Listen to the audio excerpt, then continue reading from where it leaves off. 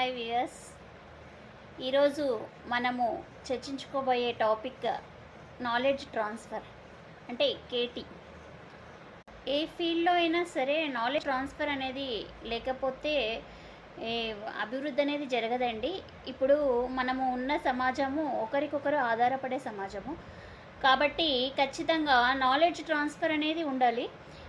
ఇప్పుడు మనము ఒక ఉద్యోగం నుంచి ఇంకో ఉద్యోగానికి వెళ్తున్నప్పుడు మనము అక్కడ నుంచి వెళ్ళిపోతూ ఉన్నప్పుడు అవతలి వాళ్ళకి మనము ఖచ్చితంగా నాలెడ్జ్ ట్రాన్స్ఫర్ అనేది చేయాలి.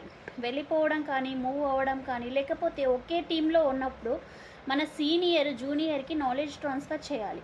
నాలెడ్జ్ ట్రాన్స్ఫర్ అనేది లేకపోతే అతను ఉద్యోగంలో సరిగా చేయలేకపోవచ్చు. నాలెడ్జ్ ట్రాన్స్ఫర్ అంటే ఏంటి అంటే ఇంతవరకు నువ్వు వర్క్ చేసిన విషయం అంటే ప్రాజెక్ట్ కానీ లేకపోతే ఒక ఉద్యోగం కానీ ఒక ఏదైనా ఫీల్డ్ తీసుకోండి, సినిమా ఫీల్డ్ కానీ లేకపోతే సాఫ్ట్వేర్ ఫీల్డ్ కానీ గవర్నమెంట్ ఫీల్డ్ కానీ ఏదైనా సరే నువ్వు చేసిన వర్క్ మీద కేటీ ఇవ్వాలి.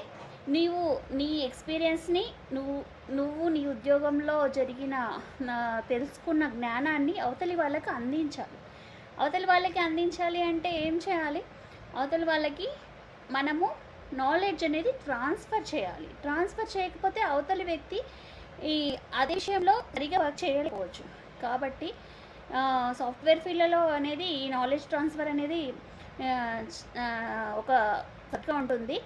అంటే ఏ ఫీల్డ్ అయినా కూడా మనము ఒక ప్రదేశం నుంచి వెళ్ళినప్పుడు కానీ లేకపోతే మనకు కొత్తగా ఒక వ్యక్తి మన ఆఫీస్లో ఎంటర్ అయినప్పుడు కానీ అతడు మనకి బాగా మర్జ్ అవ్వాలి, అతను మనతో బాగా మింగిల్ అవ్వాలి, అతను కూడా హ్యాపీగా ఉండాలి, మనకు కూడా ఆ బర్డెన్ అనేది పడకూడదు అంటే ఖచ్చితంగా నాలెడ్జ్ ట్రాన్స్ఫర్ అనేది చేయాలి అండి. లేకపోతే వాళ్ళు ల్యాగ్ అయిపోవచ్చు. ఏదో ఒక విషయంలో అంటే వీళ్ళు నాకు సరిగా కోఆపరేట్ చేయట్లేదు, నేను ఏ విధంగా వర్క్ చేయాలి అని అతను తప్పించుకునే ధోరణి అయినా ఉండొచ్చు. లేదు అంటే ఇంకొక సంస్థకి మూవ్ అయ్యే ఛాన్సెస్ ఉంటాయి.